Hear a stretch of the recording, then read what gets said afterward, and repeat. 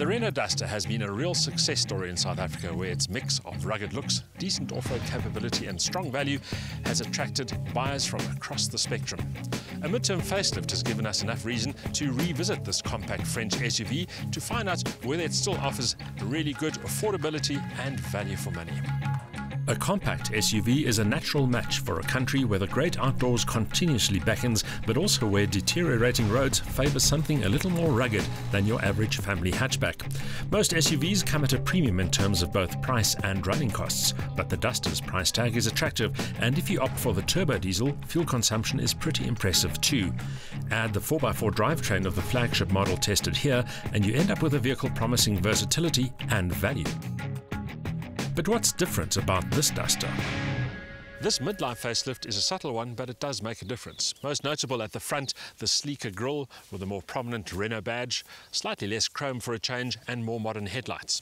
Then of course you also have those chunky branded roof rails, while the exterior mirrors are also new. Fortunately, the overall execution hasn't changed. The Duster still looks robust and muscular, with a raised stance, wide tracks and short overhangs, creating a kind of gung-ho image that's almost military. It may be compact, but the Duster looks like a vehicle that can cope with almost anything. It also exudes a certain utilitarian charm that is far more persuasive than the current crop of small crossovers. For all its sophistication, Renault's own Capture, for instance, looks anemic and limp compared to the chunky take-on-the-world Duster.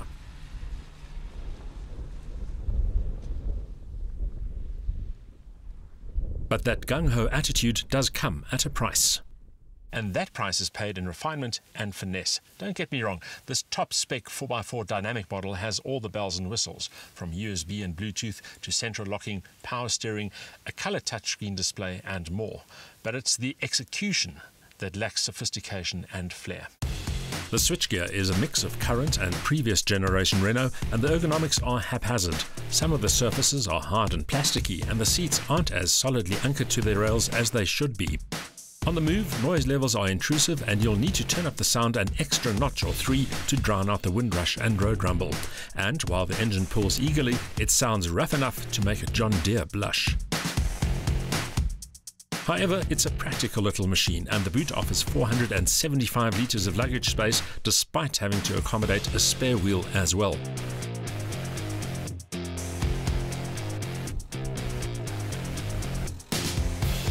Its noisy nature aside, there's plenty to recommend this 1500cc turbodiesel engine.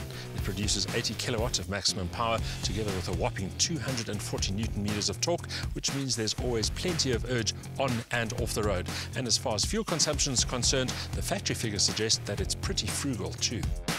Dipping below 6 litres per 100 k's is commonplace on the open road, and even my lead-foot driving style and the very short ratios couldn't push it much beyond 7 litres per 100 kilometres. First is more like a donkey gear for tackling the rough stuff. The 4x4 system automatically divides the torque between the front and rear axles, or can be locked in 50-50 front-rear mode to boost traction. For urban use, there's front-wheel drive only as well.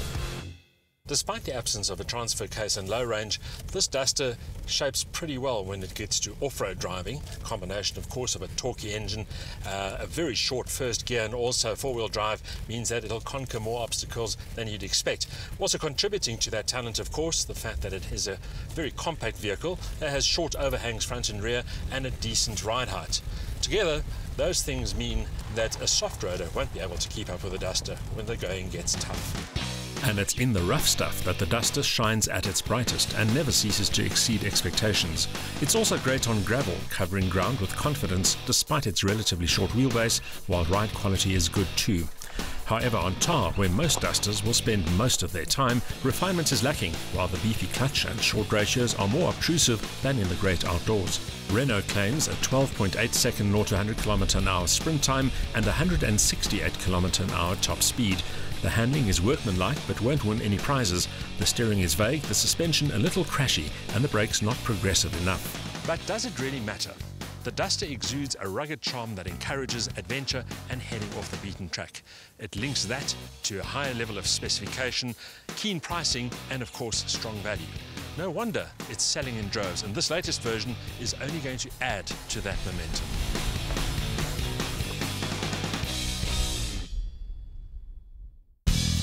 A lusty but loud turbodiesel engine delivers ample urge, while short gear ratios and four-wheel drive are better suited to off-road conditions than the urban jungle. The interior is fully kitted out and practical to boot, ensuring strong overall value. But refinement is not the Duster's strongest suit, while the cabin execution is notably lacking in French flair too.